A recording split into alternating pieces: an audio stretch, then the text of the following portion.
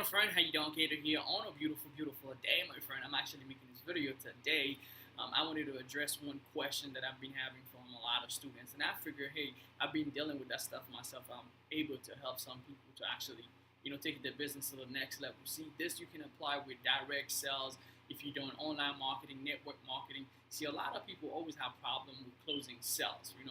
With the psychology of closing sales and understand how to close the sales. They might be able to get the prospect, but closing the sales, they get so many no's where they feel like, man, I can't really close the sales. So what I'm gonna do in this video is give you guys some pointers that, I'm gonna give you a 5-step key that you can actually apply in getting your prospect to buy from you, to actually close the sale. That's what you want at the end of the day, right? You want to make the sale. See, most people, I'm utilizing this strategy right now on Facebook where I have to close sales. I have a lot of people coming to me and I'm having conversation with them, fill them a little bit, see what they have to offer, and I have to close the sales. See, in sales psychology, guys, when you have to close the sale, I call this 5-step process that I go through, right? Most people, what's the most excuse?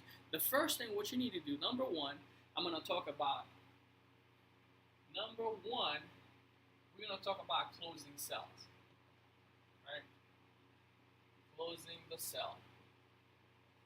Now, it doesn't matter what company you're a part of. Oh man, my light is so bright in this thing. I'm trying to stay in the middle. It doesn't matter what company you're part of, you're always going to have to close the sales, right? So the first thing that you're going to have to do, you're going to have to neutralize their fear. Because the first reason why people don't buy is because they have fear, right? It's the fear of why they should buy from you, why they should buy your product. How's that going to help them? So you have to be able to neutralize their fear. That's the number one thing. So, marker, get another one. Number one, neutralize their fear. Hopefully you guys can see this. It looks like my marker is out.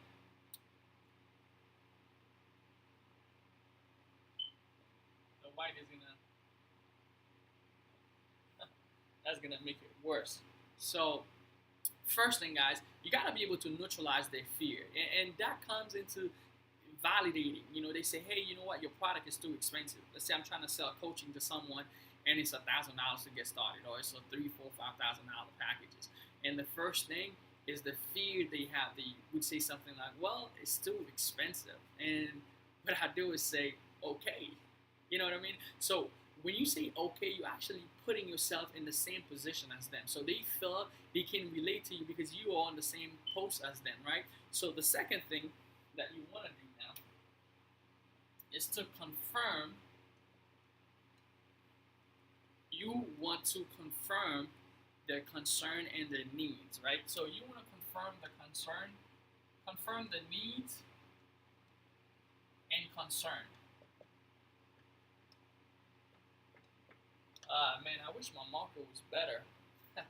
Man, I have to put this in some alcohol. See, when you confirm the needs, right, they might not be able to actually say, hey, you know what?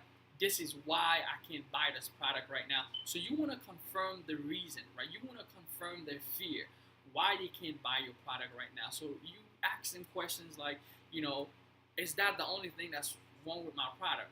What is wrong with the product? What's the concern? Not really wrong with your product, but what's their concern? What's the concern that they have? So once you have them that question, the third thing you're going to go into is to question the emotional state. So third thing, so here you would ask them what's the concern about the product, right? You want to question the emotional state. Ooh, Mark is giving out on me. Hopefully you guys can see it, but if you guys can't see it, I'll say it anyway. So you want to actually question the emotional state, because we know people buy for two reasons and two reasons only, right?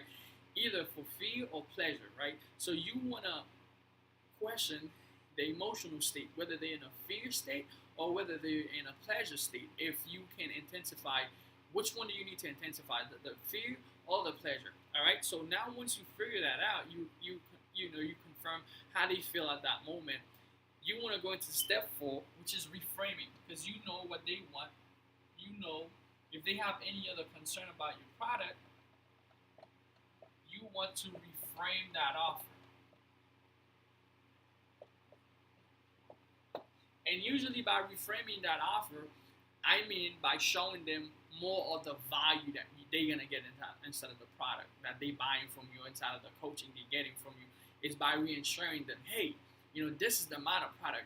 Maybe, hey, I failed to explain to you how powerful this product is, how this thing is gonna change your life, how this thing can help you inside of your business, how this thing can help you inside of your health, inside of your life, how this product is gonna be able to help them.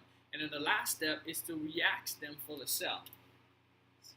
5, re-ask for the sell. Guys, I'm truly sorry about my marker being out. It's been out for a little while. It's been dried up. I have some alcohol over here. Maybe I should have dumped it. But anyway, guys, step 5, you want to re-ask for the sell. See, most of the time, you have to do a follow-up.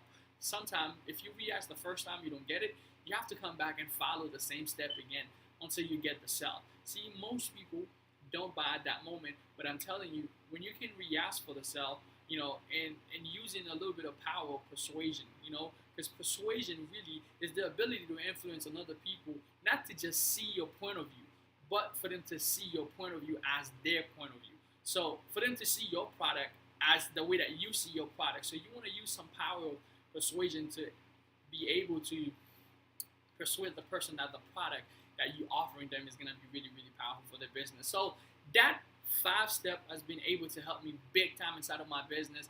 I wanted to share that with you. Again, if you find any value in this video, please like and share, leave a comment below. And if you also want more great tips like this one, I'm actually going to leave a link to my website inside of this video. Check out my blog, check out my website for more content like this one. I was Cater. I'll see you guys later.